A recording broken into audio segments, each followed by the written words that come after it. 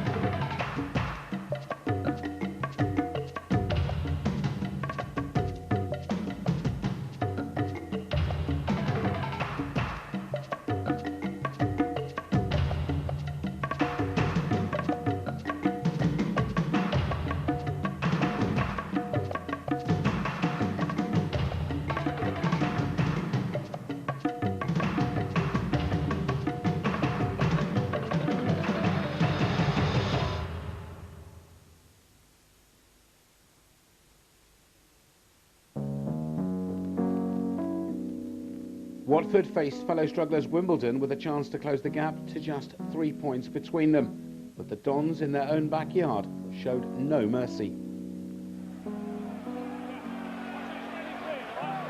Gale is at the near post, Haridason is up from the back. Earl is standing virtually on the goal line, and Hartson on the penalty spot for Kimball's kick. And there is Hartson! Well, they're appealing that the ball went over the line. Meantime, Kyle Court. So the earlier argument doesn't matter, because Kyle Court helped to drill the ball in, and Wimbledon have the advantage.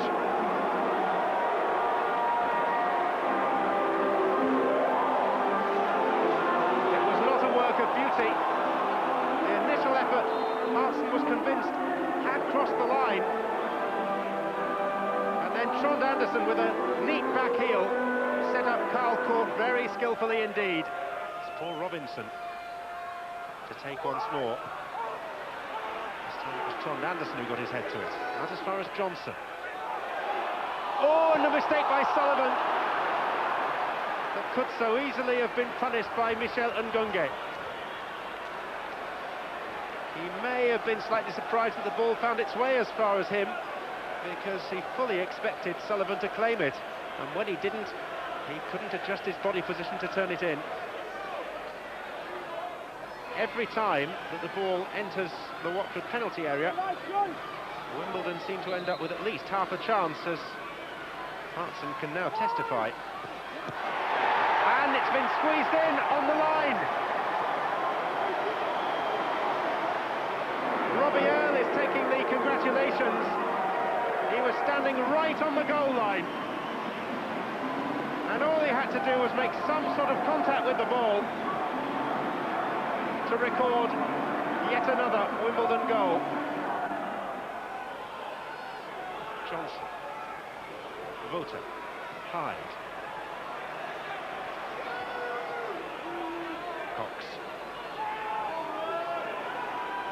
Richard Johnson, Ngonge, good spin. Kimball tried to stay with him, and they're just about sufficient to put Ngonge off his stride. It's a super little piece of skill to actually earn the right to shoot.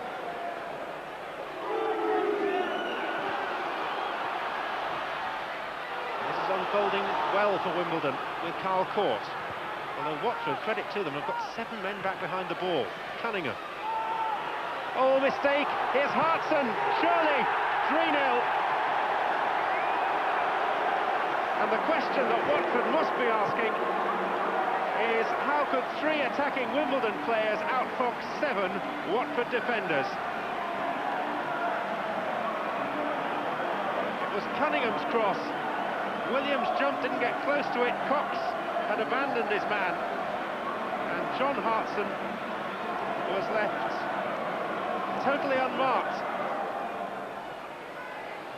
Hartson Anderson, the only man up for Wimbledon. That's the man who provided him. And Wimbledon breaking with Gale. Kimball. Ewell. A hand around the shoulder from Williams. Well, Ewell is still going. It's a good play by Jason Ewell. And that's a really good goal by Jason Ewell. It's taken time for the system to settle down and for the players to settle down within the system. But the indications today are that Wimbledon are on the up.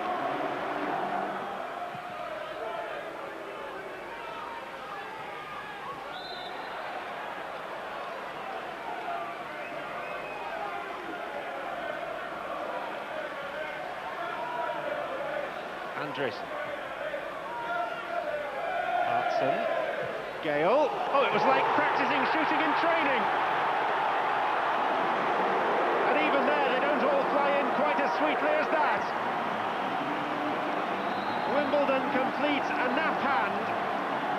And as against Watford on the opening day of the season at Vicarage Road, Marcus Gale has scored a crackerjack of a goal.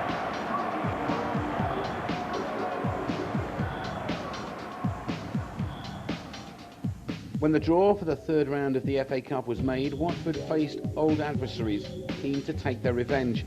The Hornets had knocked Birmingham out of the Division 1 playoffs just a few months earlier in that nervous penalty shootout at St Andrews.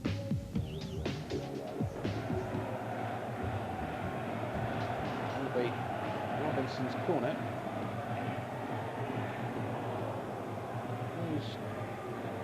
To turn defence into attack. Behind effort.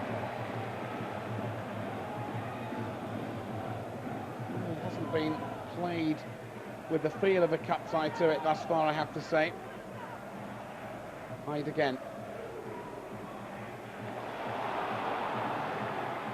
Cox. Right, good save.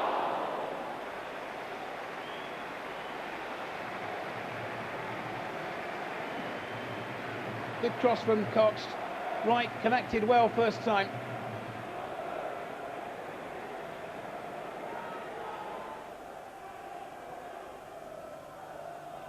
Set pieces defensively have not been what the strength, and Rowett has exploited that. A simple 1-2. There's the corner, there's the header, there's the goal. Un, deux, trois. Birmingham lead 1-0.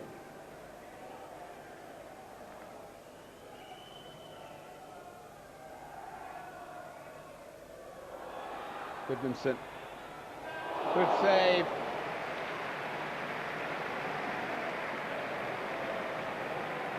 Haven't tested the Birmingham keeper that often.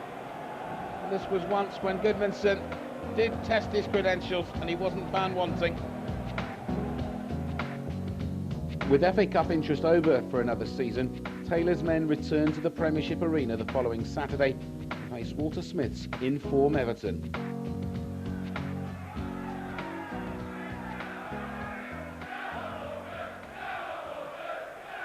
Looking to work the opening, and Barnby is through, and he scored.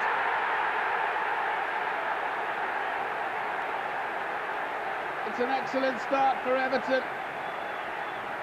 Robinson didn't make the tackle, Cox came across but too late. Chamberlain's hand only guided it to the post, and it's in.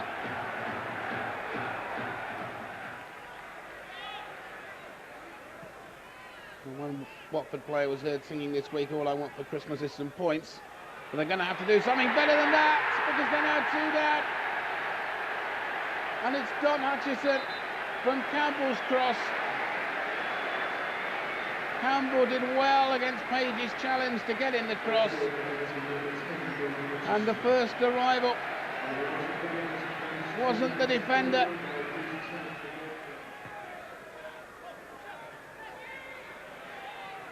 Graham Taylor confined to bed, and it won't be the best medicine when this score's fed to him. Cox, this is Hyde, and Smith.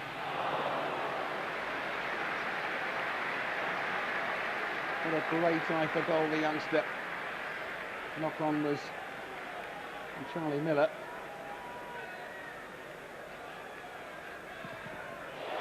And this time, it might break Watford's way. And he's come back in.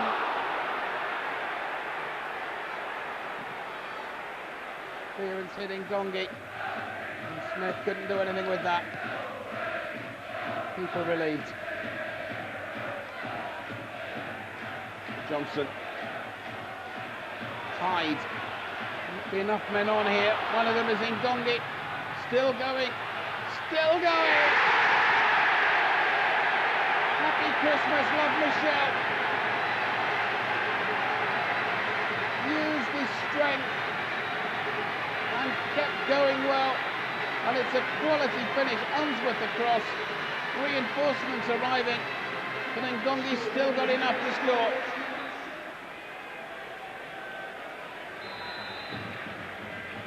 Will it be Robinson with his left, or will it be Miller with his right? Robinson! And the keeper under Snyder's orders to go close to ballistic. Paul Girard. Furious.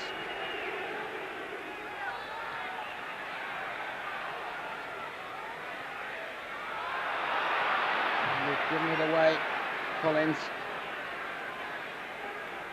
Everton just steering forward again.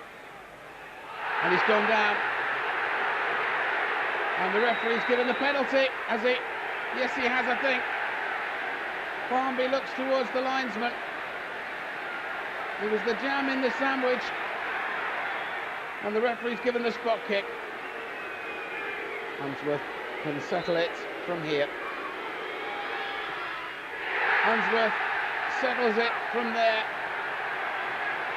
And it's 3-1.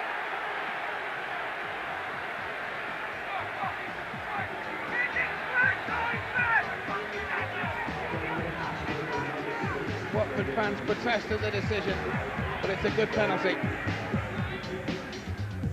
It had been a miserable lead up to Christmas for the Hornets, with 3 successive defeats. Now, could they raise their game on a post-Christmas trip across North London to White Hart Lane? Yeah, Tommy Smith for Watford.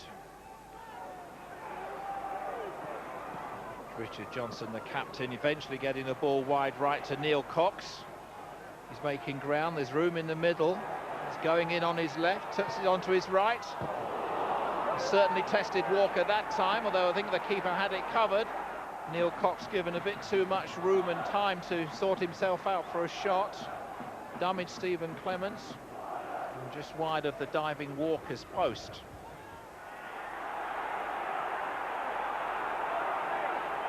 Spurs fans getting angry because the Watford defender not put under any challenge whatsoever.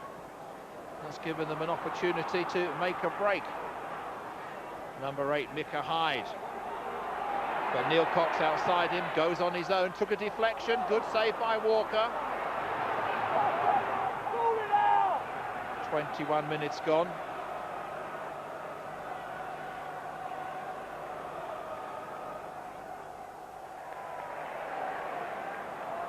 And a quick, accurate throw to David Ginola. Everson. Watford defenders coming back though. There's the Frenchman, beats Hyde. Again onto his right foot. And a wonderful goal! Wonderful goal! 27 minutes gone. David Ginola with a wonderful goal for Tottenham. Beats Micah Hyde. Moving into the penalty area. Doesn't shoot, doesn't shoot, doesn't shoot, does shoot. A lovely goal. Memories of Ricky Villa at Wembley. Chris Armstrong, time to control and turn. Page is with him. Armstrong going right, cross into Everson. It's, oh yes, a wonderful goal! Chris Armstrong did the work. Stephen Everson with the header. 2-0 to Tottenham. Here's Chris Armstrong, looks as though he's not sure what to do, but he's made a bit of room for himself puts a cross in. Everson running across his defender, gets in the header first. Ginola fighting for the ball, but just misses out to Hyde on that occasion.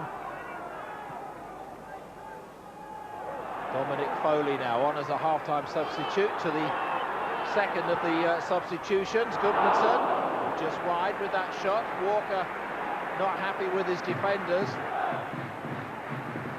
But that's Dominic Foley. Through ball into Goodmanson. Makes room for himself. Fires in a good shot. Walker sprawling.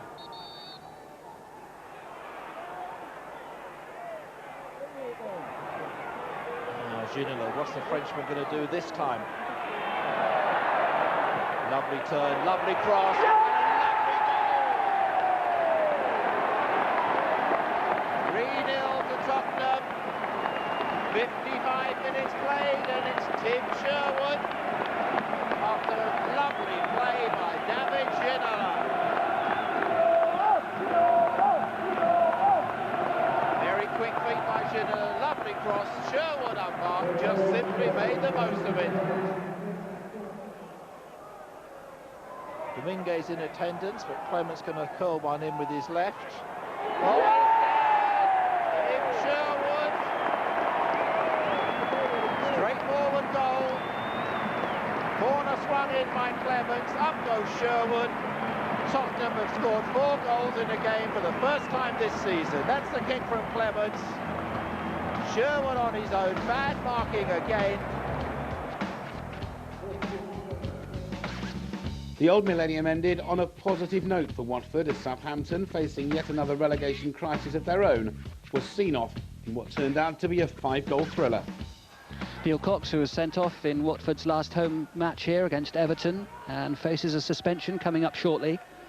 Here he is now, looking for Perpetuini, who gets up well, and David Perpetuini scores his first ever goal in league football. Oh, and didn't he take it well?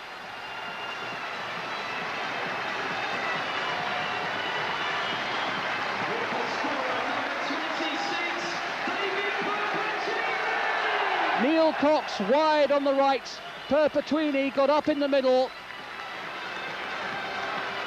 got away from Jason Dodd, kept his cool, and the first goal of what could be a promising career.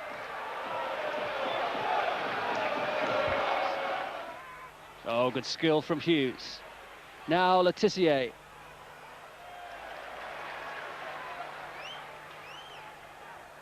Real urgency about the way Watford are playing. It's really opening up for Micah Hyde. Excellent ball. Gravelane. Showing a cool head. Oh, and a brilliant finish. That was direct football at its very best.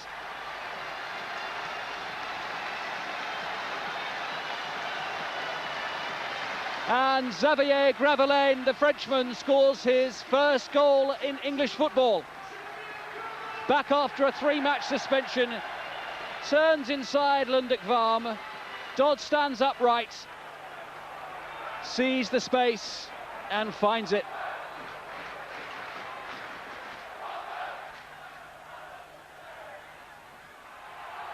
And suddenly Watford's defenders are at full stretch. In towards Hughes, opportunity for Boamorte. A fine strike from the Portuguese player. And Southampton are back in the match.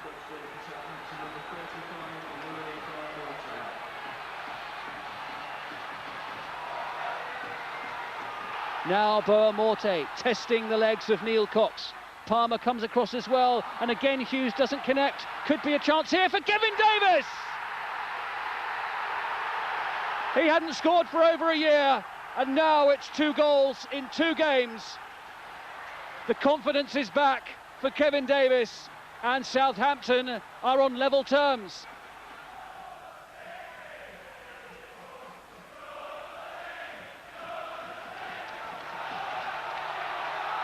Neil Cox for Watford, Boamorte the covering player.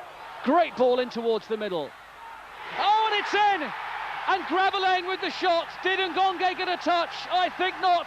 The Frenchman has scored twice, and Watford are back in front.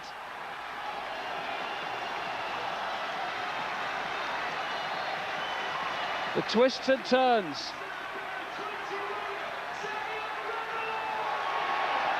Neil Cox marauding down the right-hand side. Dangerous cross, half cleared. Shot from Gravelane. This goes past Ngonge. 2 goals for the 31-year-old Frenchman. And suddenly Southampton are putting Watford under pressure in the physical form of Kevin Davis. Now here's Boamorte. Oh, wasn't far away. Closed down by Page and Palmer. Southampton settling for a corner, which Cashnall takes. Great stop on the line by Micah Hyde. Southampton so unlucky. Flag up on the far side, but it was late going up. Ball in towards the middle. A terrific header coming in from Davis, I think it was. Micah Hyde was there. Oh, what life is like at the bottom of the Premiership.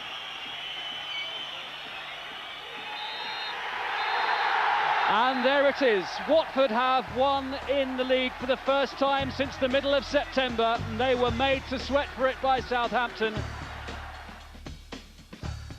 David Perpetuini, you must have relished it when just before Christmas the manager put you back in the team again.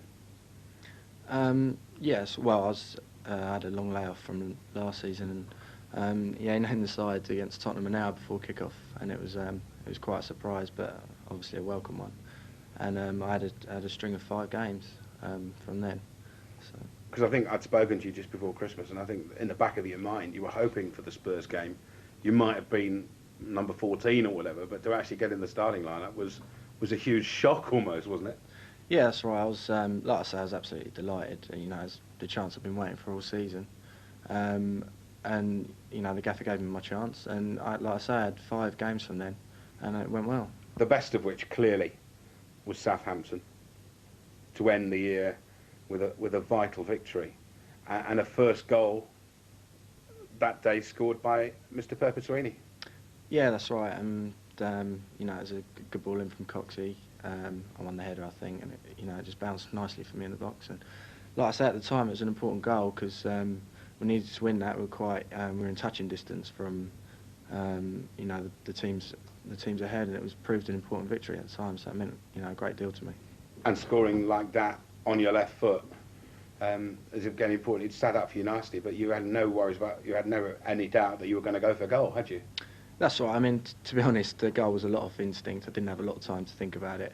A lot of the time, that's easier, in all honesty. But it went. You know, I struck it well. I was delighted with it, and you know, I was on cloud 9 for the rest of the game. Southampton goal, the highlight of David Perpetuini's season. So, I mean, a goal in the Premier League with a victory on top of that, you know, you can't, you know, do much better. So I'd say so. But I've enjoyed every minute I've played in it, to be honest. December provided the Vicarage Road faithful with their first win since September, even though it was somewhat late in coming. The relegation zone had pulled in a few other clubs, and escaping from it still looked a possibility as Watford steered a course into the new millennium.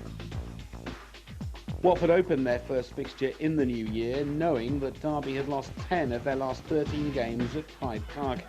But County's £3 million Belgian striker Branko Strupar was in no mood to let his debut pass by quietly. What should depend on these early minutes. And Smith, well aware of it as well. Dorigo.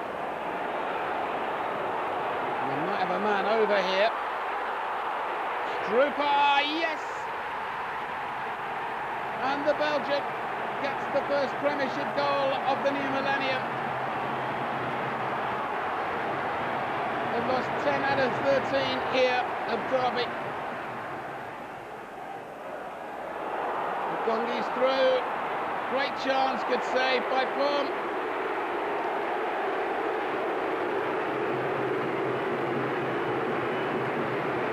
It was a real chance for Michel Ngonge to tie it up.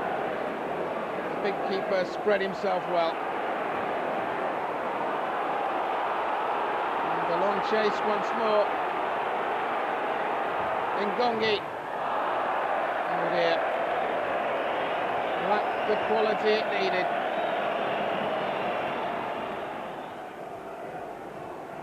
Just wonder where the goals are coming from here. Win against Southampton, giving the hope, but all the hope turned to despair. It was a heavy challenge by Page. He missed the night. And certainly yellow card him for it.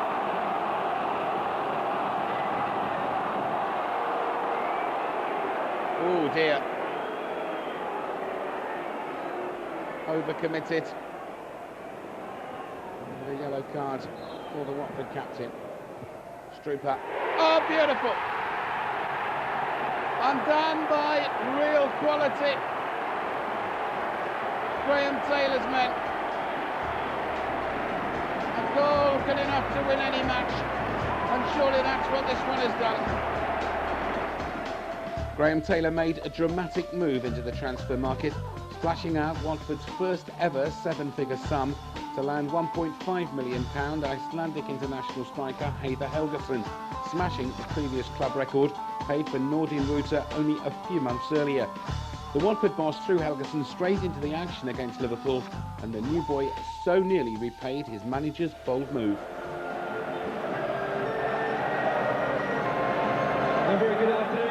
While Robbie Fowler faces an ankle operation on Tuesday that will keep him out for 8 weeks, Michael Owen returns to the Liverpool side after a pre-arranged visit to a German specialist for a check on his troublesome hamstring. But while Liverpool have had 2 strikers in the news, Watford have broken their club record to sign a new one. Heiðar Helgason cost £1.5 million from the Norwegian club Lillestrøm. He's an Icelandic international who's not played a competitive game since October and has had just 3 days training with his new club before this, his Premiership debut. Smile on the face of Graham Taylor, and he'll remember some happy times here in his first spell with Watford, because Liverpool won the Championship and Watford were runners-up 17 years ago. Watford push a couple of players up for the free kick. One of them is Page, the other one is Robinson.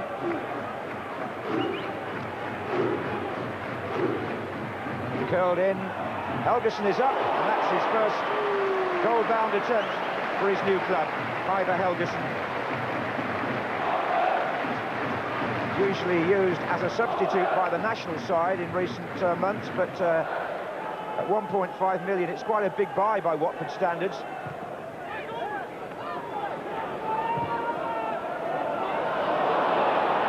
And now it's Thompson. And this is Berger.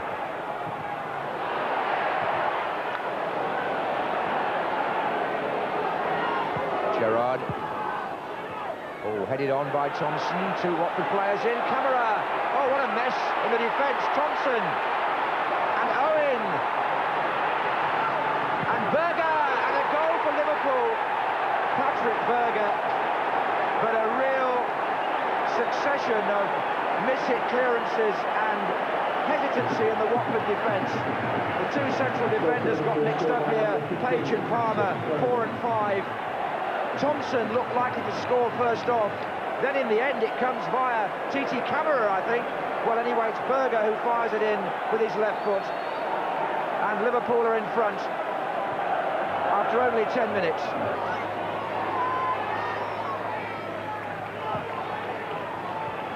Oh, that's well done by Patrick Berger. He's got Owen going through the centre. Oh, chance here for Liverpool. Michael Owen hits the bar. And it was a case, really, of Berger threading the ball through, and it was a matter of Page here, number 4, couldn't get quite well. He did get near to him at the end, hits the bar, Michael Owen, and it came back into the goalkeeper's welcoming arms. So 3 minutes left in the first half. Dietmar Hamann has put the ball down. Watford see fit to form a wall.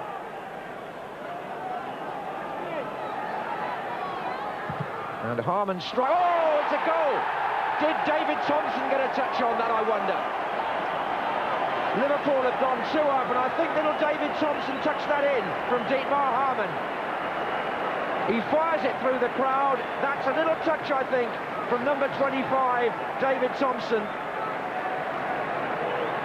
Seen it again, yes it is from there, and Chamberlain got a hand to it but couldn't keep it out, and Liverpool go 2-0 up, and Thompson says, well, I didn't know much about it, but it's my goal, and it's put Watford very much on the back foot.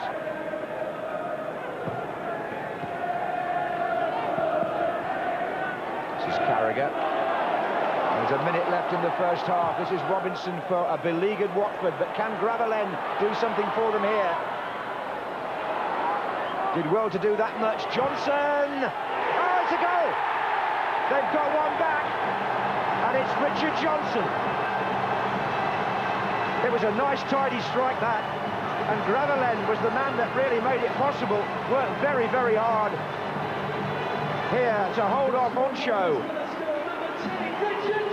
And Johnson with his right foot almost side foots that into the net from good distance. He's got to be between 20 and 25 yards, and he places it beautifully past Westerveld, and it's Watford 1, Liverpool 2.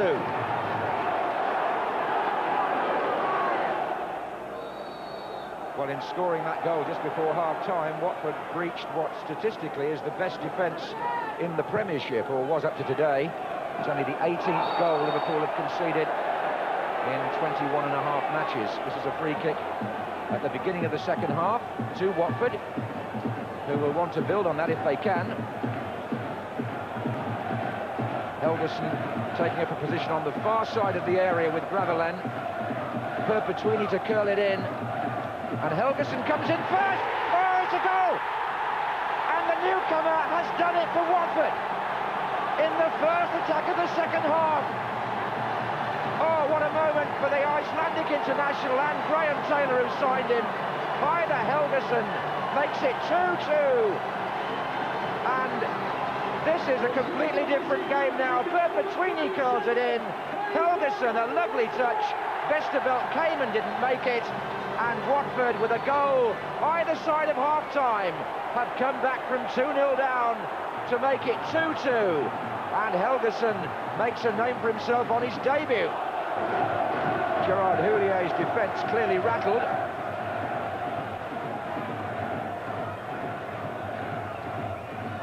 Owen, oh, it's a dangerous turn this by Michael Owen, and he's got all the way across the penalty area. 2 men on the line, appeal for handball. Nothing given. Owen's effort kept out, but didn't he go a long way there?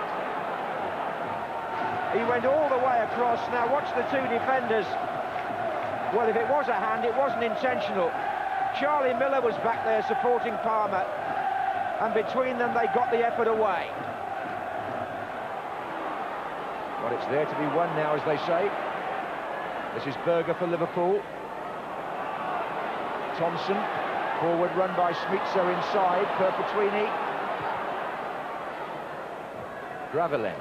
Johnson. Can't force it through to Helguson. Liverpool win it back. Thompson. Taking on Robinson. Schmitzer. Oh, it's in! Vladimir Schmitzer for Liverpool. And I do believe it's his first goal for the club. It didn't look to really have the power to beat Chamberlain, but it crept into the corner, and the Czech Republic international, who came on as a substitute for Dietmar Hamann, has just squeezed that one inside the near post. Thompson's over on the right-hand side, but this looks like being a blow to the solar plexus for Watford, unless they can come back again. After so much hard work to get level, they've gone down or behind to what, by Premiership standards, was quite a soft goal. Little! Oh, that wouldn't have been a soft goal. There's Little. It's Gravelin who knocks the ball across, and this is a full-blooded volley. Just over the crossbar.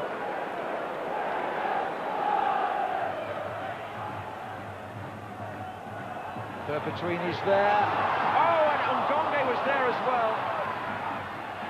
And Perpetuini!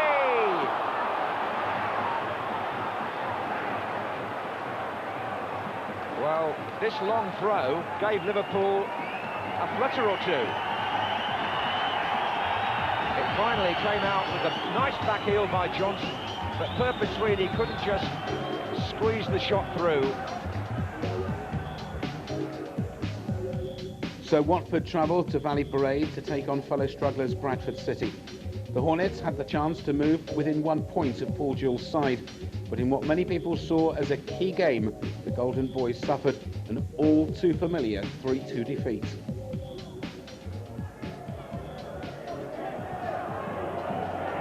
Windass, Lawrence.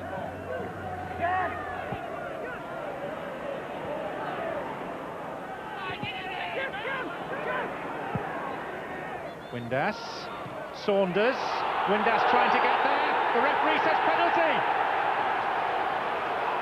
Paul Alcock was a fair distance away, but the Bradford player Windass was the filling in a rather untidy sandwich.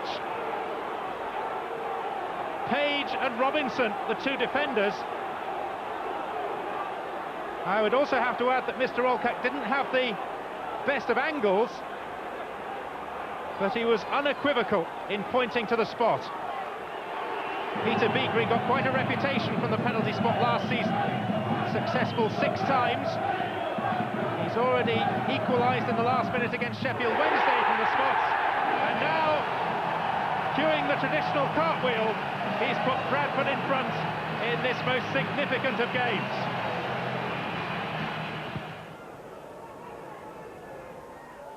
Page. Haller. Miller.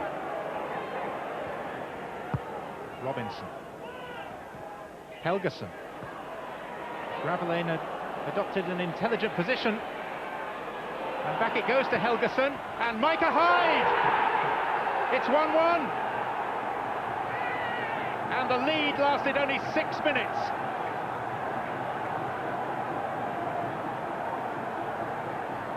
Really good interplay between the two relatively new strikers, Helgeson and Gravelaine. The Frenchman seeking out the Icelander, and Micah Hyde, like a good midfield player, attacking the edge of the 6-yard box. Undoubtedly the best move of the match, bringing the equalising goal.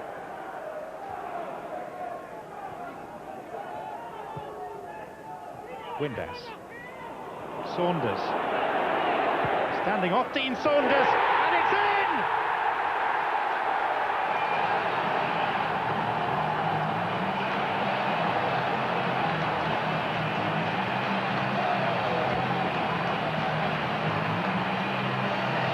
Saunders acted as a foil, and Gareth Wally let fly, hit the inside of the post, and saw the ball ricochet into the opposite corner.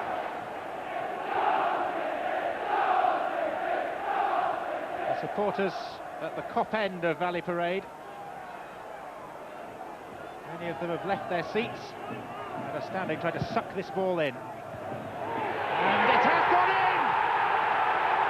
Andrew O'Brien, the young centre-back, forward for the corner, scores his first goal in just a shade under 3 years.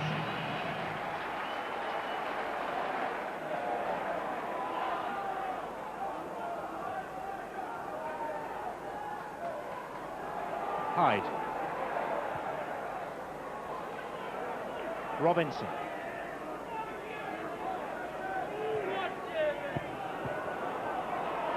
Nice turn by Smith. Got the luck of the bounce. And Robinson, double save by Matt Clark, who's down injured. And is in some trouble inside the 6-yard box, and the ball's still in play. And there's only a defender on the line. There's no goalkeeper. It was David Weatherall that got the ball away, because Matt Clark, in making that brave double save, has sustained what seems quite a serious injury. The second, the more impressive save, but you could see the agony on his face even then. That is a good one. What the flailing punch from Davison. Micah Hyde. Page. And it's crept in! Only just. But Helgeson swung at it, and it dribbled into the corner of the net.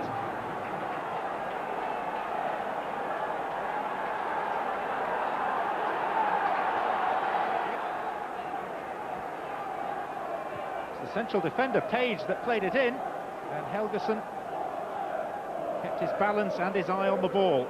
His second goal in as many games for Watford. The trouble is they let so many in. They're managing to keep their spirits up. Luther Blissett, Kenny Jackett and Graham Taylor. Must be agonising for a manager in Graham Taylor's position. January was a month of 4 goals in 3 games for Watford, 2 from new boy Heather Helgeson, but no points and an alarming 20th place at the foot of the table with just 3.5 months of the season to go. Aston Villa, the side that Graham Taylor had seen to past glories, were Watford's first opponents in February, and the standing ovation he received was a stunning tribute to his achievements at the club. However, despite a goalless first half, Watford had the misfortune to find John Gregory's side, and in particular Paul Merson, in a particularly merciless mood. It's a good-looking throw. Let's put Carboni away in some space. Steve Stone arriving!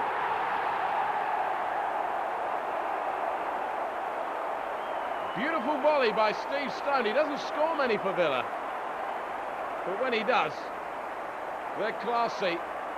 Carboni, the architect. A beautiful cross, hit right full on the volley by Stone. And Villa take the lead. Helgeson, the lone man up, really, for Watford. Good header on by Smart. Helgeson could be in here. He's frustrated with himself, but he did all he could. As the keeper came out, it was the most delicate of flicks. Just over.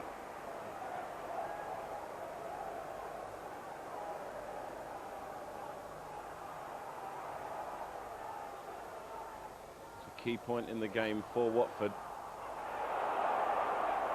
Stone again, a lovely interception, puts Merson in some space, the Villa captain. That's a lovely little chip. What a goal by Paul Merson. As clinical and simple a finish as you'll ever see.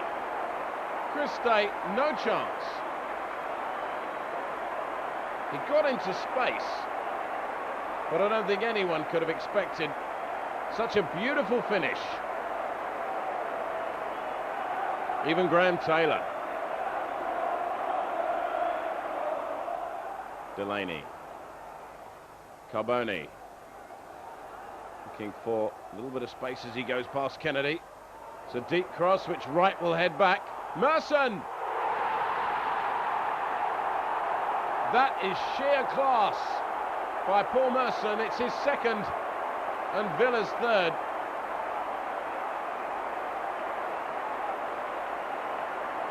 Poor Watford, they really have caught Villa on a good day. It's a lovely cross by Carboni, expertly turned back by Wright. And what a great finish by Merson. Watford, of course, will keep pushing at Villa. Nordin Ruta made some space here. This is Helgeson, he was pushed over, that must be a penalty. Well, the referee says no. And Delaney, lucky.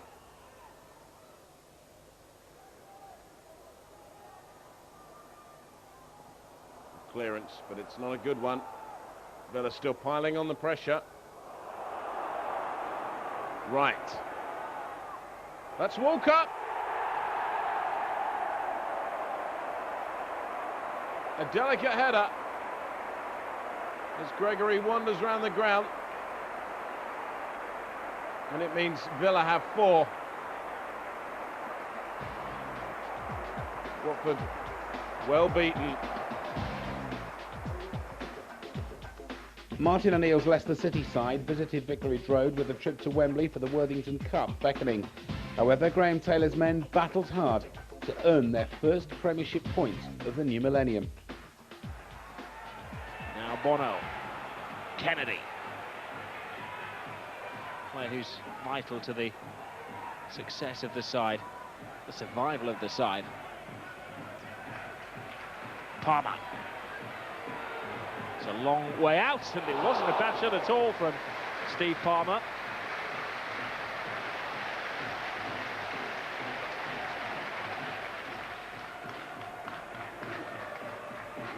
It's going to take something major for Watford to end this run of 9 defeats in 10 games.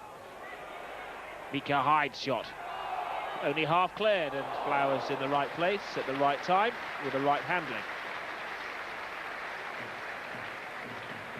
Alan Smart is looking like Alan Sharp today. He's had a handful of chances for Watford. Collymore. Here's Helgeson. Vuta. Quick feet. Gibbs overlaps. He gets the cross in as well, and Smart gets the shot in, and he had Leicester worried. Well, you can see he's back to his best, Alan Smart, the striker who plied his trade at the likes of Carlisle and Preston. This is his big chance in the Premiership. No one's quite sure how long it's going to last.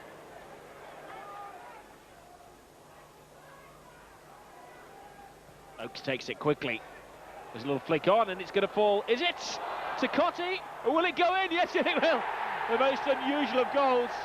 But Matthew Elliott celebrates his 6th of the season, and surely the most unconventional. Well, certainly that wasn't a goal that Martin O'Neill could have planned on. It was a sharply taken free kick.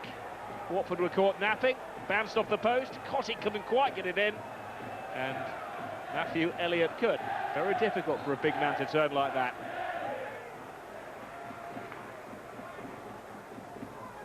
Low and hard and deflected and in!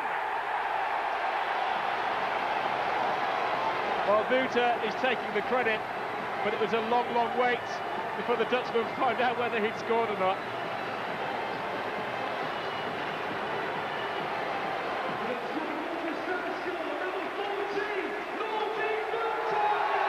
He's a popular figure. He was a record signing for Graham Taylor when he spent £950,000 on him, and it was a very smart touch from a all-works routine. Flowers just about kept it out. Walsh couldn't. And Watford are back. Oakes all alone. Collymore makes a fantastic run and almost scores. Well, he's done everything but score on his Leicester City debut today.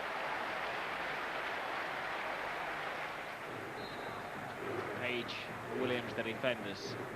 And it's a muscle. Page goes in, and Alan Smart put everything behind the shot, but sadly got everything under the shot. Well, he's had an eventful return to first-team football, Alan Smart. He's getting in the right places. He's got the right intentions, but he hasn't yet doubled his Premiership tally. Just 1 goal.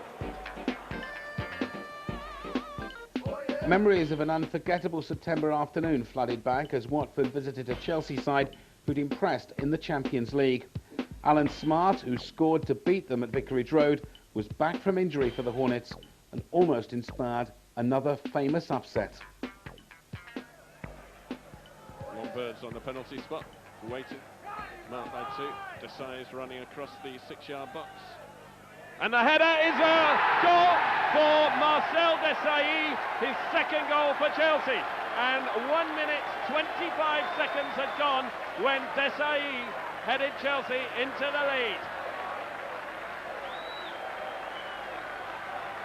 It's the one-a-season man, Marcel.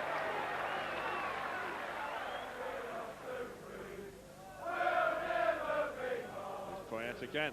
Now then, Flo is onside. What a turn! Zola! Corner, is it? It's gone off now. Corner it is. Chelsea so near to a second goal. Great turn by Flo.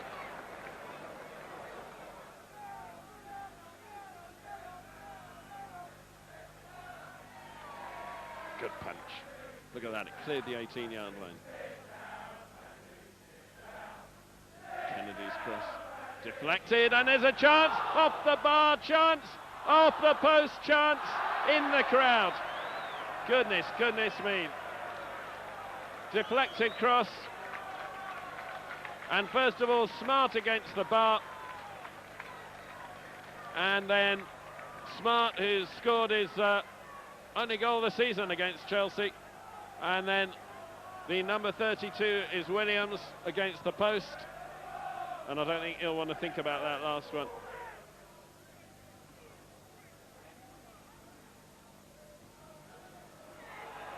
And this could be an equaliser.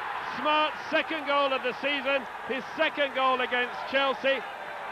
Lombard was just pushed off the ball when that free kick came in. Watford worked it across the penalty area, and Chelsea's totally sleepy display since the goal. They are just pushed away there. And Ahoy saved the first effort, but Smart put in the rebound. And it's 1-1. Chamberlain with a goal kick.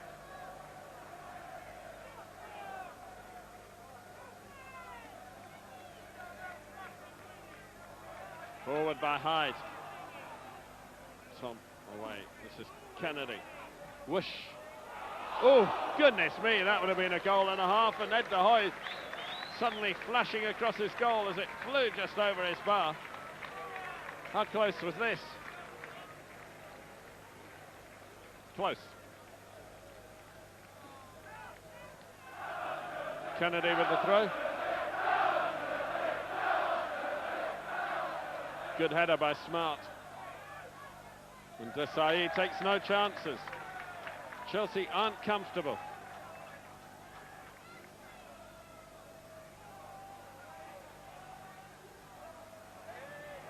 Oh, De Hoy completely misread that cross. And it was nearly a goal.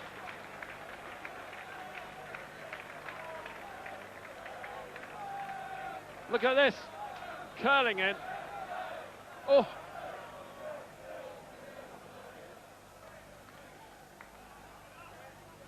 Oh dear, Desai missed the bouncing ball. And here's a chance for Wuta. Straight at De Hoy, and Chelsea are so lucky. Watford have had 2 efforts on target now this half. Chelsea haven't had a sniff. No shot on or off target. Here's Smart.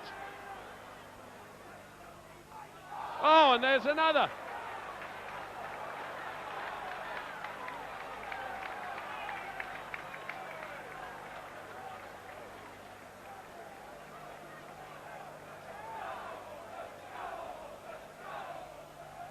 The whipper in is Kennedy.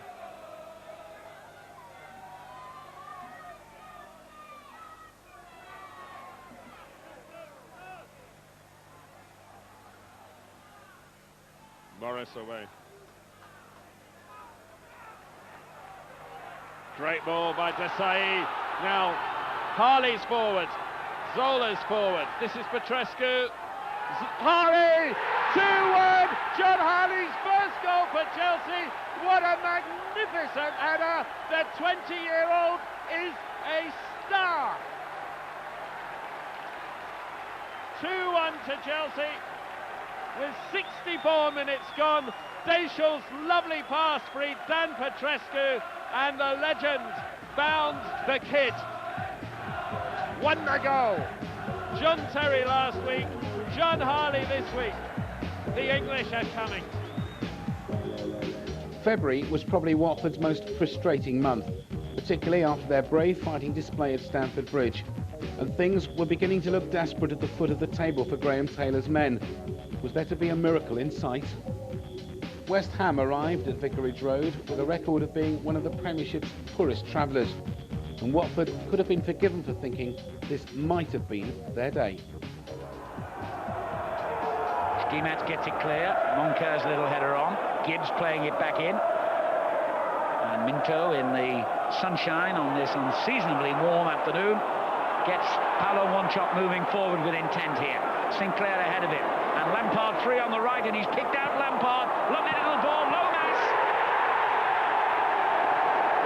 West Ham in front, only 3 minutes played, and Watford's woes continue here at Vicarage Road. Lovely West Ham move. Well, the sound you can hear in the background is from the large contingent of travelling West Ham fans, the famous Blowing Bubbles anthem.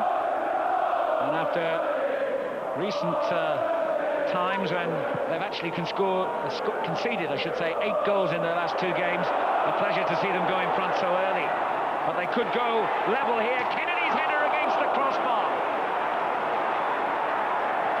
Well, Watford will point to that old adage about how luck always goes against you when you're bottom of the table. That was an excellent move, a very good header from Peter Kennedy, but the crossbar denied him an equaliser. Ferdinand again wins it back for West Ham. Here's Sinclair. Lomas. Wanchope. And still Paulo Wanchope. It's 2.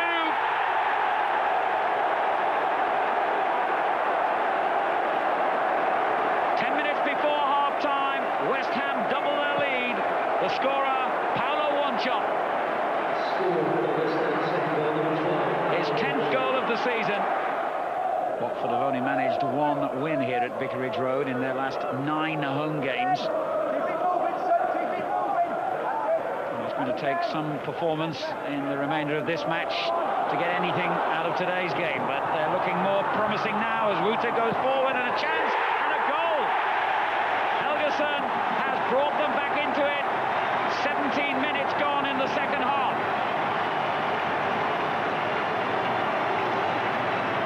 Well, you've got to say it's been on the cards as well. Lovely little ball by Johnson, one of the half-time substitutes. It looked at first as though Wuta was going to cause West Ham a problem, but in the end, it was the Icelandic international, Heiðar Helgason, who slipped the ball into the West Ham net. For only his 3rd goal since he came here, and he'd gone 3 matches without scoring before today. Johnson will take the free kick. Headed upwards by Skimat rather than away from danger, and just tipped over the crossbar as Page almost did force an equaliser. Craig Forrest just got his fingertips to it here. Disappointment for the Hornets and a tough fixture ahead against Bobby Robson's rejuvenated Newcastle United. Smart. Where's Howie? Right. He's back. Wuta. Wuta with a chance to attack Hughes. And he gets his cross in, it's a good one. Oh, fine save by Gibbon. And Helgason had the chance then to put Watford ahead. Excellent ball into the wide position from Mordin Wuta. And Gibbon, who's got the number 1 jersey back, with an absolutely outstanding save. Smart, flags down, Gibbon thinks about coming, still makes an excellent save.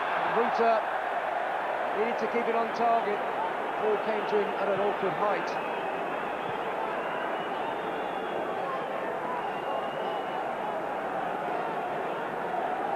Knocked through there, appealing for an offside there perhaps. Smartly shot, as it were, and Wuta never near knocking that one in. Cox, the ball to Smart. Wuta has taken Dabizas out wide, and he's got round him as well. Danger here for Newcastle. Kennedy is deep. Kennedy coming in on it. Got the ball back, and that is a magnificent save from Shay Gibbon. Smart can't believe it. And Gibbon, once again, defiant as Watford threatened to snatch the lead.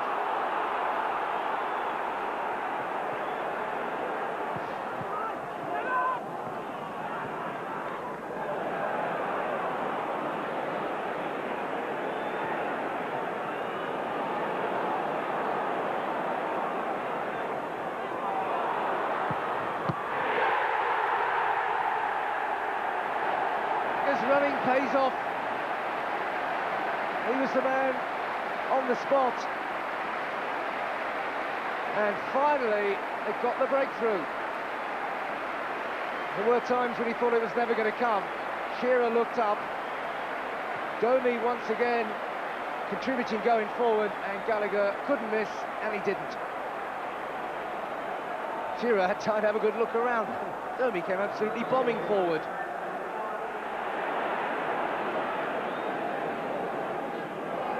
Still with Ferguson. Really good play on the deck by the big man, Gallagher. Gallagher coming inside, looking for another one perhaps. Speed hits it. Speed really hits it. And Chamberlain, excellent save. Newcastle really beginning to bomb now. Gallagher full of busy down the left again.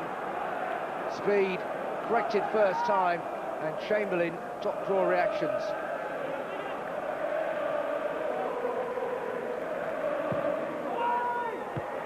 Tremendous save again, and it's Dabi's this time, and Chamberlain twice in a minute or so comes up with absolutely first-class saves.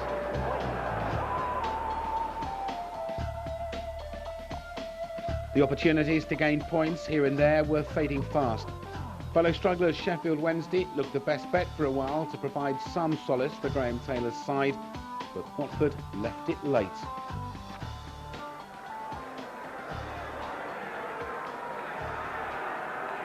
Watford forwards stay onside. It's towards Vuta. Header was by Hinchcliffe. Hyde picks it up. Hyde again. It's as close as either side have come, but not close enough for Watford. Really good burst by Micah Hyde. Poor finish though. Doesn't that sum up Watford's season? Palmer's throw. Johnson tries to find Palmer again. Quickly in by Johnson, and Smart's efforts turned round by the substitute goalkeeper Pressman. Caught it really well.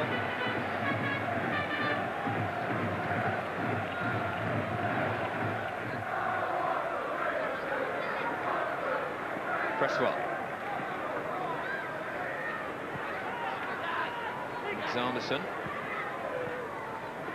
Xanderson again, unable to get the cross in. And another opportunity maybe. It was away from Robinson. Shot from Quinn, charged down by Cage.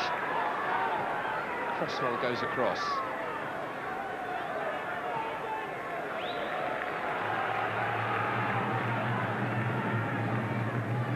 Five minutes to go.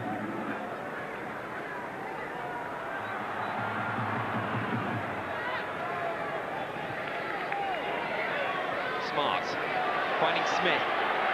Goldshirt's going into the area. Hinchcliffe has slipped, and Smart! Watford have a goal, and Watford might just have a win.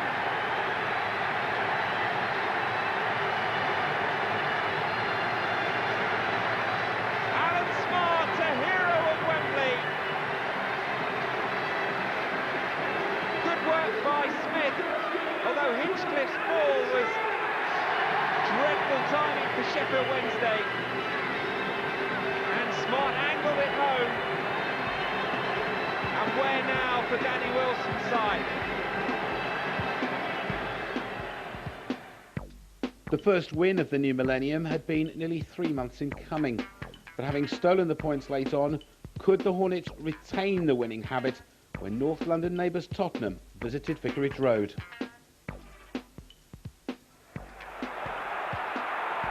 Come off on the travels again, and Kennedy. It's been quite a strong start. Needed to be though. This is Robinson. Testing the nerve, and that's a good effort. And it's either Helgeson who's put it just over. His father used to playing goal for this club. Helgeson really testing him with a lovely header. Put it wide, but it was a good ball in from Robinson. Will it be Gina Leroy? Anderton, good save Chamberlain. had a clear sight and got down early and well. It is again the what shall we do with it committee, 4 strong. Aaron Anderson, the man responsible. Chamberlain saves.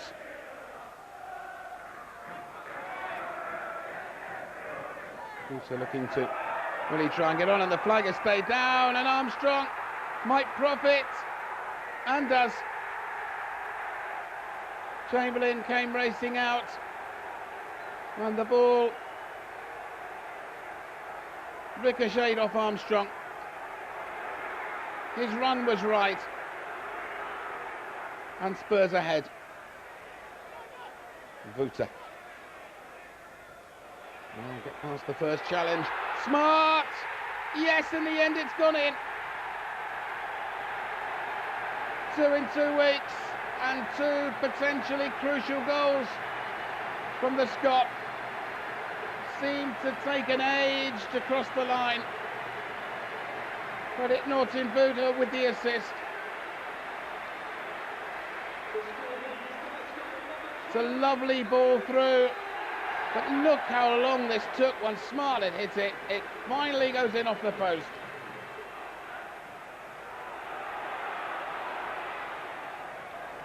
And it's Watford that are finishing the stronger. Smith.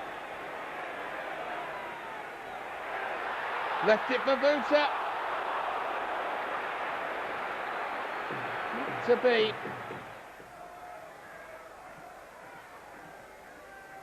Spurs now. Would be sense they have an opportunity. That's a very good save by Chamberlain. Armstrong thought he'd got there. Got there before the defender, but not before the keeper. There'd been a lot of hype, clearly, about your winner against Chelsea, and so off you go to Stamford Bridge, and blow me, Alan Smart scores again. Yeah, that's right. Had a wee chance just before it, which was a bit unfortunate, where I guided it onto the bar. And it was nice to score again at Chelsea. Possibly could have had a few more that day.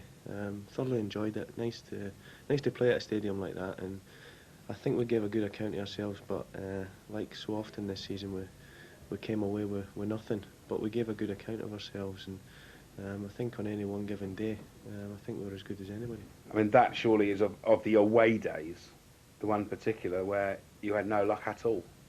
That's right. I mean, as I say, I had a good 3 or 4 chances, which on hindsight I think I possibly could have done a little bit better with a couple of them, and a couple of other lads had chances. And in all fairness, we were camped in their half for the second half, and they hit us on the break.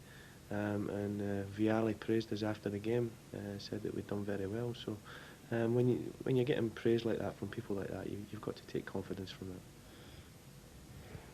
Overall, highlight of the season, you picked up Goal of the Season award for the goal against Chelsea, and one or two people thought that it was a good goal, but it had got perhaps a few more votes simply because of what it meant in terms of it being the winning goal against Luca Vialli's.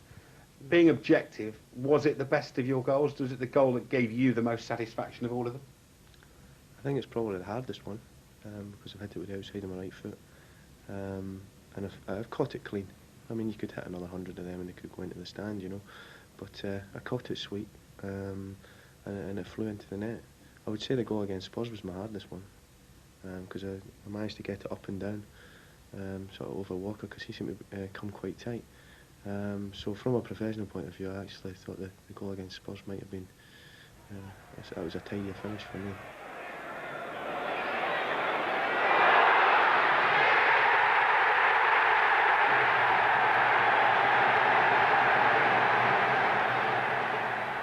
So briefly, finally, sum up Alan Smart's season.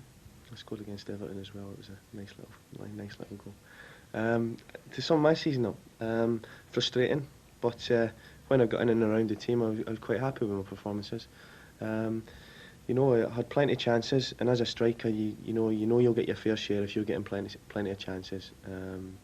You know, and especially when it's against sort of experienced top-flight players that sort of play internationally. You know, I'm taking a lot of confidence off this season. Although we've been relegated, me personally, I'm delighted with when I've played. You know, I've been very happy with it. A tough month had ended well for Watford. but there was still much work to be done if a place in the Premiership was to be sustained. Watford needed to win all their home games as well as start picking up points on their travels if escape was to remain an option. Everton's last journey south had yielded a 4-0 win at West Ham, and the goals continued to flow when the Hornets visited Merseyside. Very short of any real go-mouth action. And we've been playing about 18 minutes or so.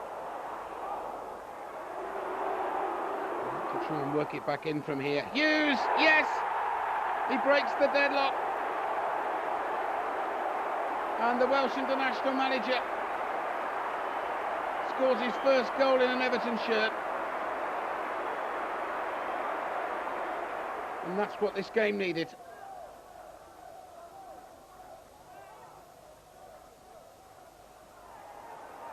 At the moment, it's Everton that are running the midfield. And that is the problem. This is Barnby. And they didn't pick it up, and it's gone in. And it's Joe Maxmore. And the Australian doubles the Merseysiders' advantage.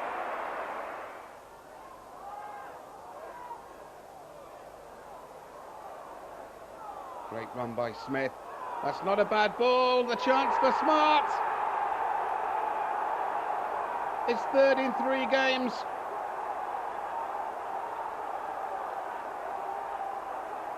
And Watford back in it. But it gives credit to Tommy Smith. Great ball through, split the trap, and Smart strong enough to finish.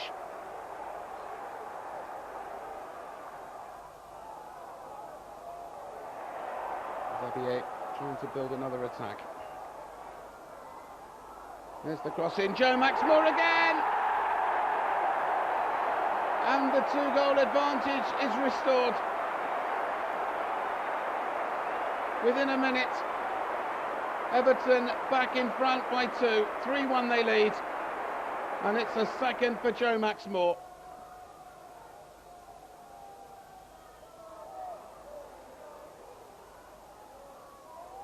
Smith again. Hyde! He's found the corner. And is there yet time? Micah Hyde. 10 minutes, says Graham Taylor. It's 3-2. And this time it's Everton's turn not to clear their lines. Stephen Hughes caught out of position and Hyde made him pay for it.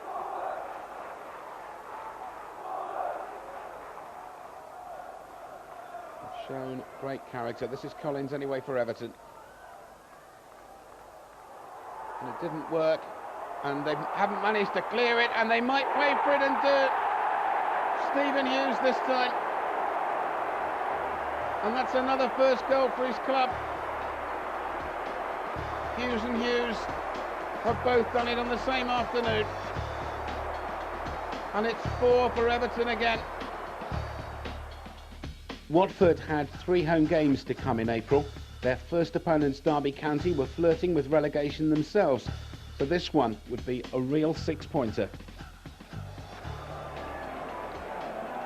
Micah Hyde will take the free kick. Watford with plenty forward this time. And the header by Helgeson off the post! And Helgeson with the follow-up. It hit Schnoor, and it's behind for a goal kick in the end. But what a dramatic start to the game by the substitute Helgeson. Watford with so many players in the box. Helgeson seemed to hang in the air, and then it seemed an eternity before the ball struck the face of the post and came back. Form well beaten. And even on the follow-up, Helgeson unable to get the ball past the Estonian goalkeeper. Just when it seemed safe to have a nap, on comes Helgeson, and things improve.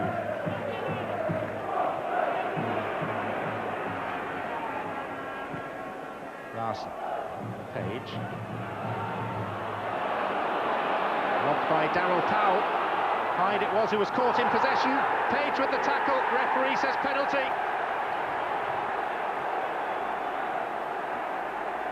No doubt at all in the official's mind. Robert Page with a clumsy attempt to get the ball.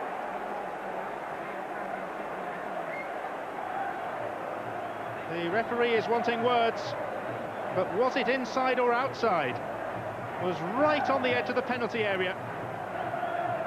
There were no great protests. Page started to slide in outside the area and seemed to start making contact outside, but the challenge continued inside. Now it's Derby's first penalty for 11 months, 37 games since they last had one. And the responsibility is with Stefan Schnorr. Oh, and it's a responsibility that he can't take. Alec Chamberlain smothering a tame kick. Far too close to the goalkeeper. Jim Smith in his 28th season in management. He's been in that line of work for just 6 weeks longer than Graham Taylor. Page. Oh, Schnorr, a little uncertain. Here's Cox. Paul missed it. And Mark Porm is leading the Inquisition. The Finnish goalkeeper inquiring of the Argentine defender precisely what went wrong. Both Carbonari and Schnorr left it for Porm to deal with. Fortunate to get away with it. Glenn Hoddle's Southampton have moved clear of the danger zone in the Premiership, and without a relegation battle of their own, they put a serious dent in any survival hopes Watford had.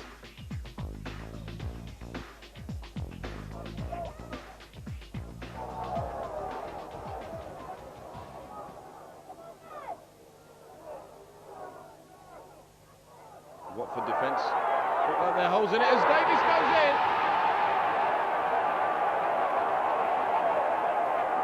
And Southampton exploiting the holes in the Watford defence take the lead. Kevin Davies.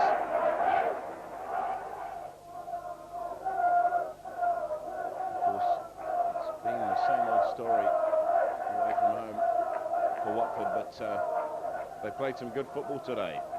This is Cox. He'll get through to Smart. That's a great goal. Alan Smart, but wait a minute. The assistant referee's flag firmly up for an offside that I can tell you I didn't see. And it's bad luck for Alan Smart.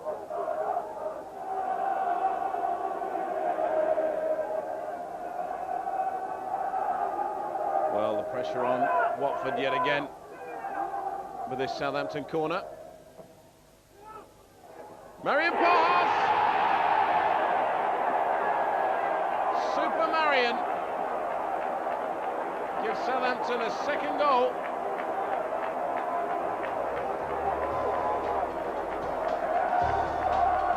And a 2-0 lead.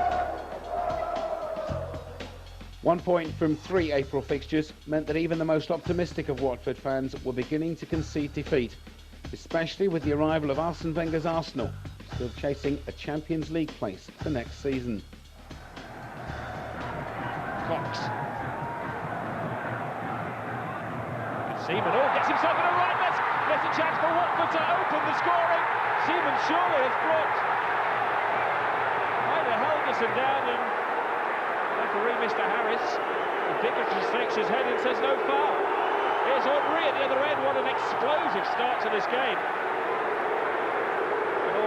Moment for David Seaman, who got himself in a right angle. Helgeson was quickly onto it now. And Seaman bring him down. Did he hold on to his legs? He tried to go for the ball. Maybe Helgeson's yell didn't help his cause. Graham Taylor refused to spend millions. He said he was going to leave the record deals to his chairman, Sir Elton John, who's very good at dealing with records. Rimondi. There's Palmer. Helgeson. Tommy Smith! Giving a fine stop from Seaman. It's been a busy early start to the game for David Seaman. Tommy Smith put some power into that shot. Seaman had to get his angles perfectly right. Petit, Henry is onside. He has the freedom of the Watford half of the field. He'll score. He doesn't miss.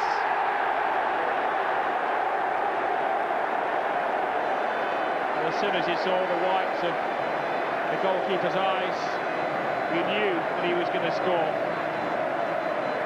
Chamberlain offered resistance, but Henry breaks the hearts of Watford. The ship is sinking, begins to tilt beneath the surface.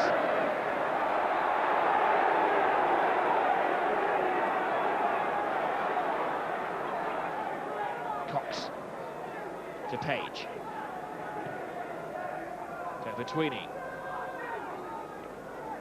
Robinson. Smart lets it go.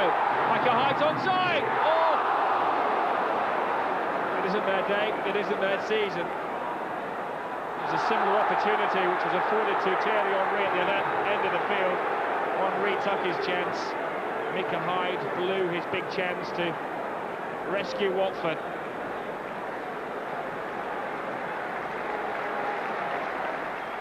Helguson.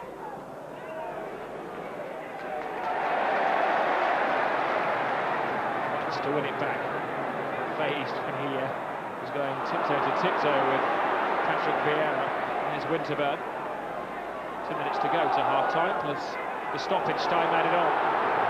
Great run from Parler, and he keeps going, and he keeps going, and he scores! Watford are going, gone.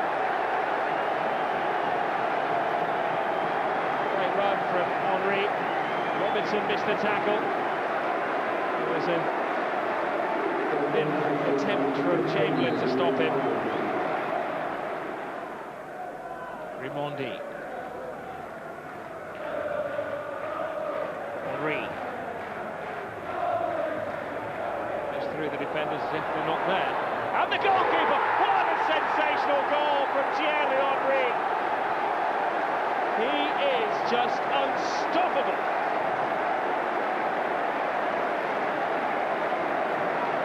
How many players did he beat there? 6? With the goalkeeper maybe 7?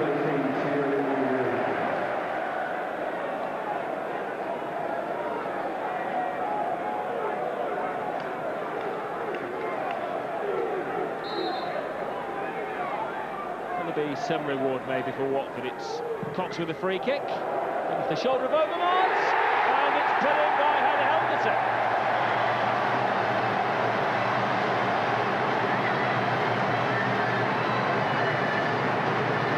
Well, he celebrates like it was the most important goal of the season. It's too little, far too late for Watford. The luck changes when they're 3 goals down.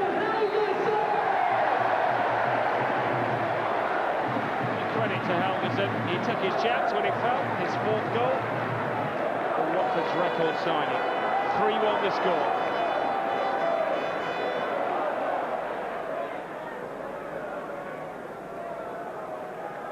In their previous spell in the top flight, Watford actually beat Arsenal 4 games in a row. Micah Hyde. Seaman's let it go! It's 3-2! Goes on. It may be a losing fight, but they haven't given it up.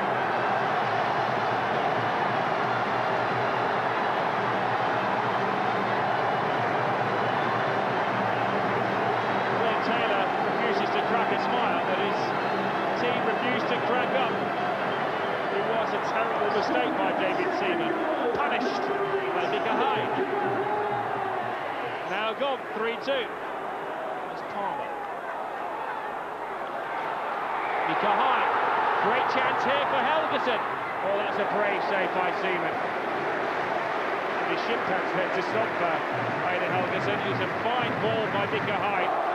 But once the famous Arsenal offside trap didn't work, it's just a little bit too far ahead of Heine Helguson.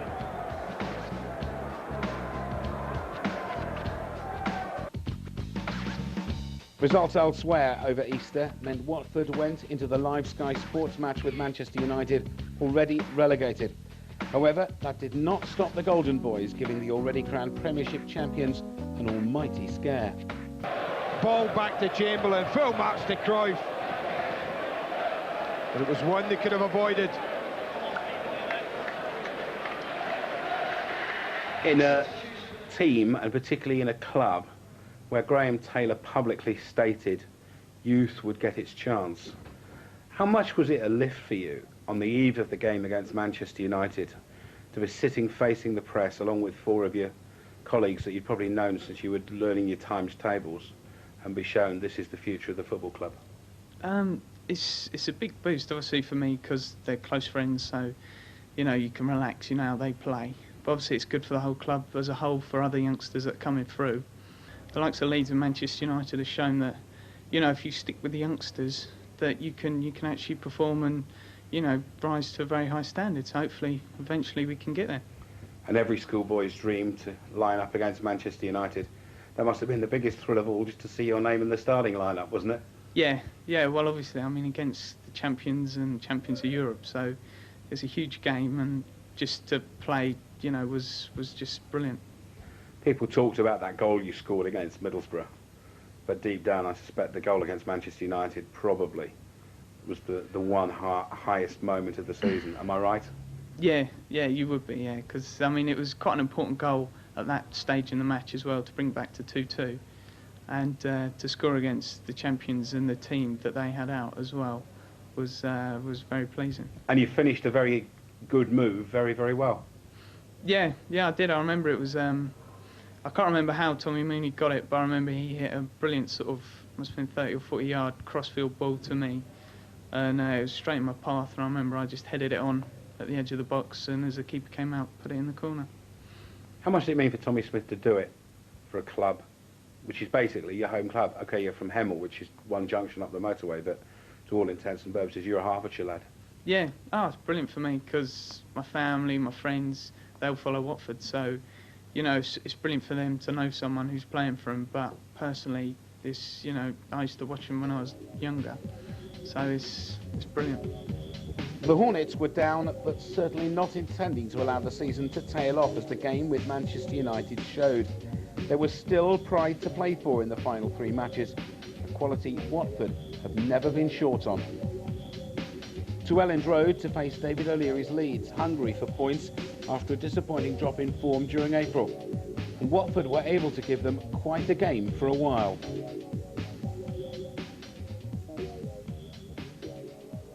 They're trying to use the flanks, trying to stretch this Watford back line.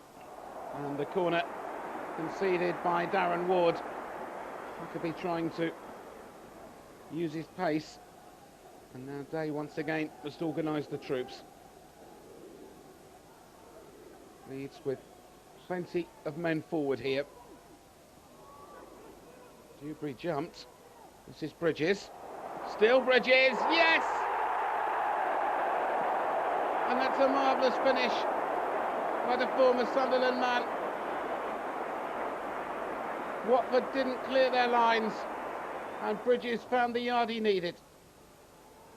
Hyde.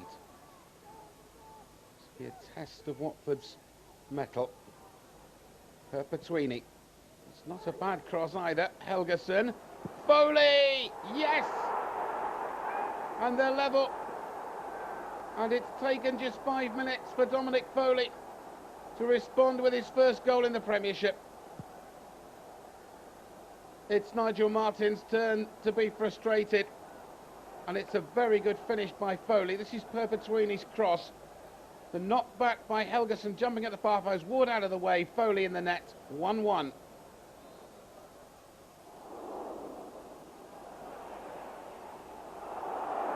We're in the last minutes of normal time. And the referee's given the free kick. Ward penalised for the foul. It's been a fascinating duel. Mr. Alcock giving it Leeds' way.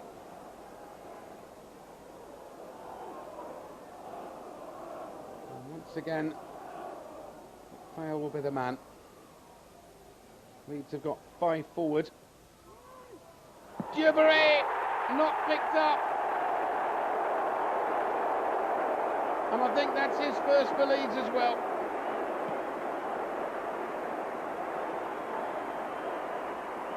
Walked right in and struck it with his right foot into the net.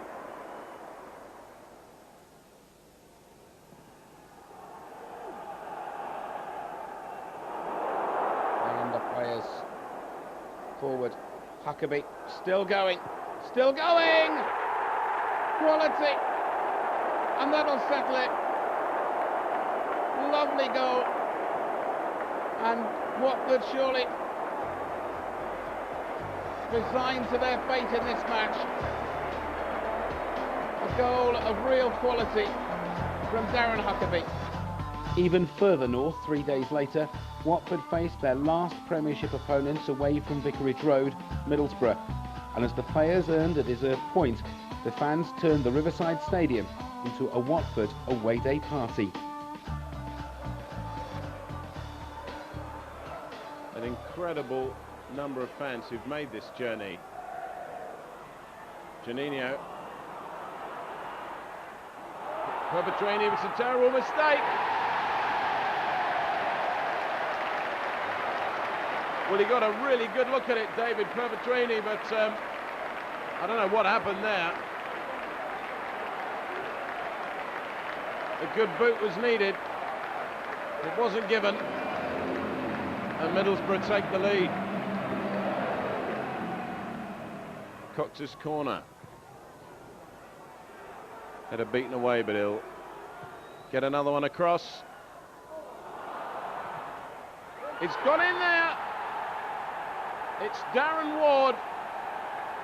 I think it was Tommy Smith who pulled it across the goal, but Ward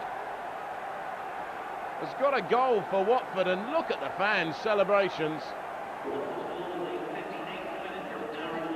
Smith it was indeed, and Ward, the tap in, gets the equaliser.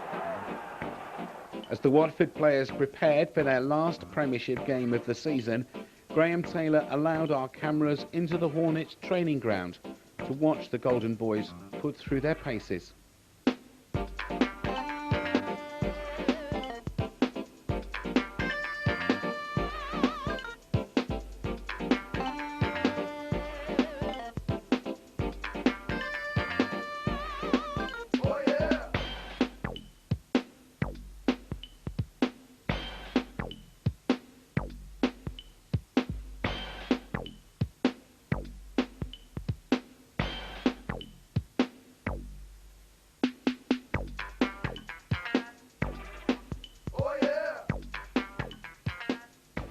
So to the final match of the season, and the kind of carnival atmosphere only Watford fans could create.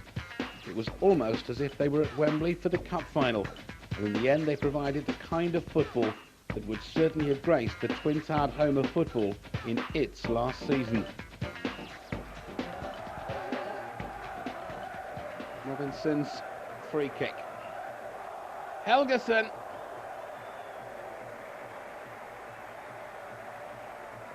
It's almost a carnival atmosphere inside the stadium, and that would have really set the sparks flying.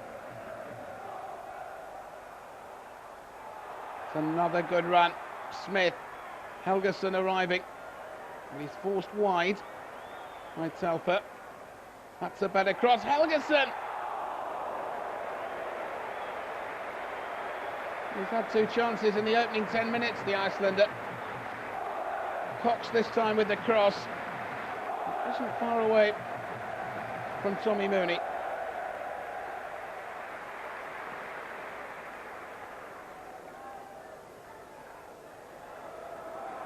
Smith, Helgason is outside him. It's gone on.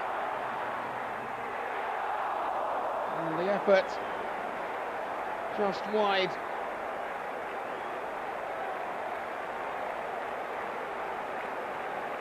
Tommy Smith's shot.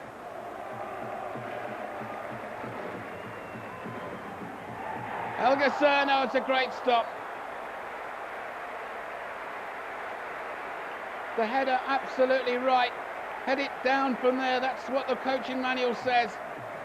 But Hedman doing what he had to.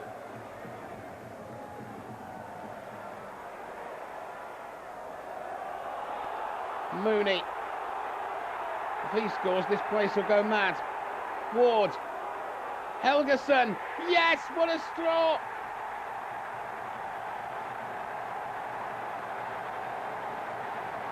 Well, he's deserved that for all the chances he's had in the first half. But what a spectacular goal by Watford's record signing.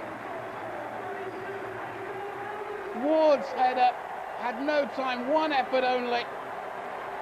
Nicky Wright did it at Wembley, and now Heather Helgeson does it at Vicarage Road.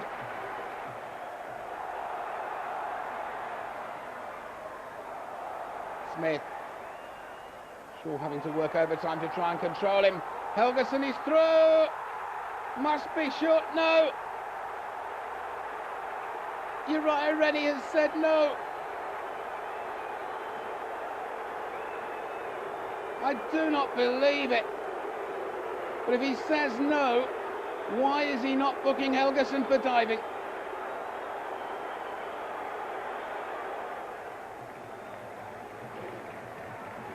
Between it. The confidence about oh dear. Surely not two in one afternoon. Look at the smile. You really would believe that Christmas had come early. Wasn't far away though. Such a popular player. Bono has been the catalyst in midfield and has done superbly, the Frenchman. Smith. Now Gibbs. Good save.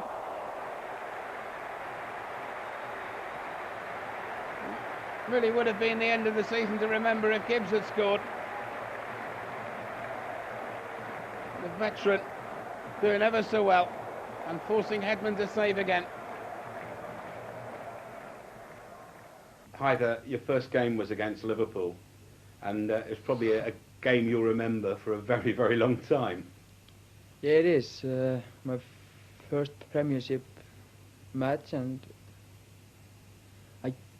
against the team that I've been supporting since I was, I don't know, 5 or 6, something like that. And a very special goal.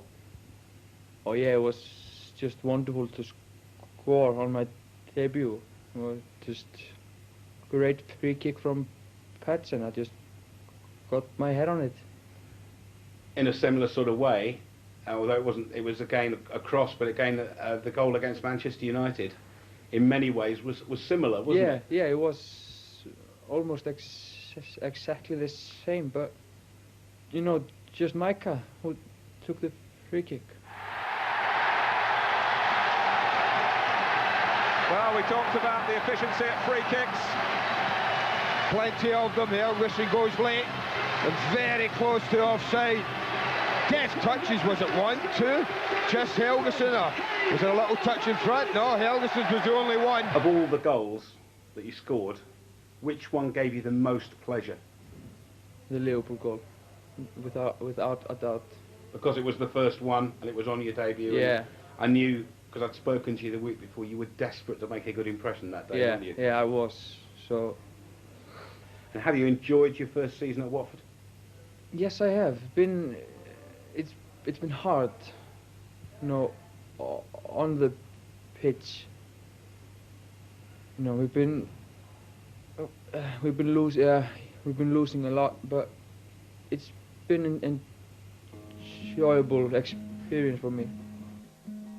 Players, staff and supporters donned dinner suits and ball gowns for the club's annual awards dinner held at Sopwell House near St Albans.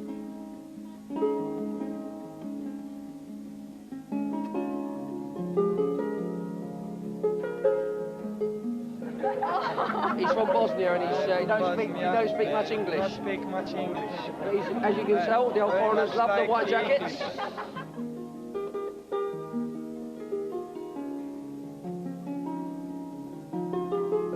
Club captain Robert Page was given the highest accolade of the evening when he was named as Player of the Season. Robert Page, Player of the Season. Sounds great, you must be absolutely delighted. absolutely delighted, Mike. It's you know, it's a dream come true for me. I've been here now since I was a kid, and you know, my ambition was to actually get Player of the Season, and to get it while we were in the Premiership is actually a dream come true for me. My aim now is to stay with Watford if we can, to progress and get back into the Premiership, because I think after having this experience of being in the Premiership, I think there's only one place to be, and that's, you know, that's obviously back up there. So if we can do it again next season now and get back into the Premiership, then I'll be delighted. Goal of the season went to Alan Smart for that winning strike against Chelsea at Vicarage Road in September, while Heather Helgeson won display of the season after his debut performance against Liverpool.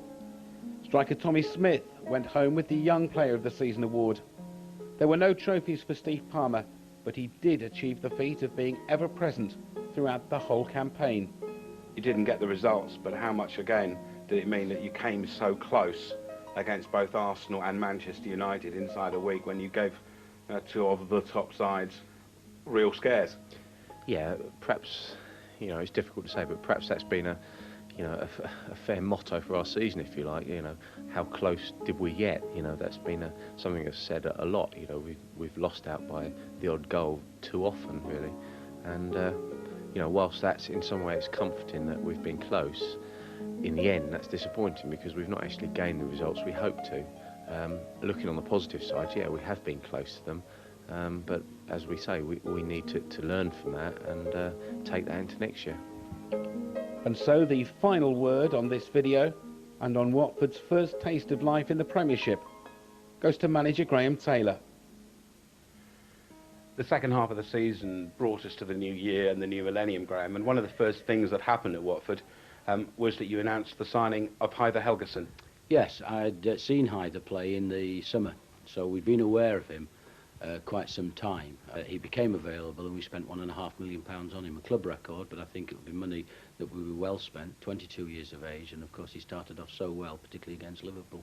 The Liverpool defence found him almost impossible to handle that afternoon. Well, he did very well. I mean, he'd come out of almost a close season. You know, they'd finished playing in Norway. He was just beginning to report back, but he hadn't done any real training, and he was a handful for them all that particular afternoon. It really lifted him, and of course he scored a very, very good goal. But unfortunately, once again, we lost by the odd goal. But it epitomised the spirit in the camp. You were 2 down, and 1 or 2 people probably had thought, here comes a cricket score. The way the lads rolled up their sleeves, Richard scored a goal, then Heather scored a goal, and you got it back to 2-2. Yeah, I mean, we did do that, and one could argue that, as in some of the other games, we probably deserved that little bit more out of it, but it wasn't to be. It was disappointing to get it back to 2-2, and then it was quite a soft goal that we conceded to lose the game 3-2. 3-2 sadly was to become a regular score against the top teams because, blow me, within a week in April, first Arsenal and then Manchester United, both at home, same scoreline. We suffered 3 times in the first half against Arsenal, 3-0 down at half-time. That's some task. Henry's onside. He has the freedom of the Watford half of the field. He'll score. He doesn't miss. Great run from Parlour. And he keeps going. And he keeps going. And he scores. Goes through the defenders as if they're not there. And the goalkeeper. What a sensational goal from Thierry Henry. We'd faced that at Manchester United earlier in the season, to be 0-0 and then 3-0 down to them, and we'd come out against Manchester United, and although we lost 4-1, we'd played well in the second half against them, and we had to do exactly the same against Arsenal. In fact, we played more than well, and we certainly did deserve something out of the game. We got 2 goals back, and I think it was of great credit to the players in the way that they approached that game, because it was unfair that they were 3-0 down at half-time. And Manchester United, probably the high point for most people that afternoon, a super goal by Tommy Smith. Mooney. Smith's onside. He's in behind Manchester United. Tommy Smith for Watford, 2-2. Well, an excellent goal by Tommy to make it 2-2, and then of course a goal given away again in the last few minutes to lose it 3-2. Those basic mistakes again, of which we paid so dearly. Manchester United did beat us, but they didn't beat us comfortably. We made them work very, very hard for that win. But as I say, at the end, we did give them it. It was more us losing the game than Manchester United actually winning it. A word briefly about the emergence of the young. You gave them their chance. Whether you would have, had you had everybody fit, is obviously another story. But to see the likes of Perpetuini score that great goal against Southampton, Darren Ward come back after that horrific injury that he'd had, plus Tommy Smith, is that the biggest bonus out of the whole season? Well, we hope so. It will only show how they play in the next season. The general group of youngsters coming in, the Watford youngsters, have done well this past season, but now it is for them to show how much they've learned as they progress into the next stage of their careers. And finally, very briefly, Graham, one moment, one particular happy moment from the season, would it be Liverpool? And I know, I saw you, I think the time I saw almost with a lump in your throat when you walked off at Anfield and listened to what the Kop thought of what had gone on that afternoon. Well, that day, although Liverpool say they had the chances, it was our third or fourth game. I think it was our third game in the Premiership. And we'd won one, and we'd had some great chances towards the end when we'd soaked up pressure and broken at people and hadn't put them away. We could have ended up getting 2 or 3. But it was a very, very disciplined performance by everyone in the team. And to go to Anfield at that time and win 1-0 was, of course, a special moment, bearing in mind that the club has never won there anyhow. Of course, everybody would say we'd rather lose at Anfield than have kept our place in the Premiership. That goes without saying. But if you're to pick moments out, then that was obviously a very special moment, and certainly in the way that the Liverpool supporters showed their appreciation of the Watford players. The Premiership dream may be over, but with Taylor at the helm and the young players showing their mettle, Watford's players and supporters alike can look to the future with justified optimism.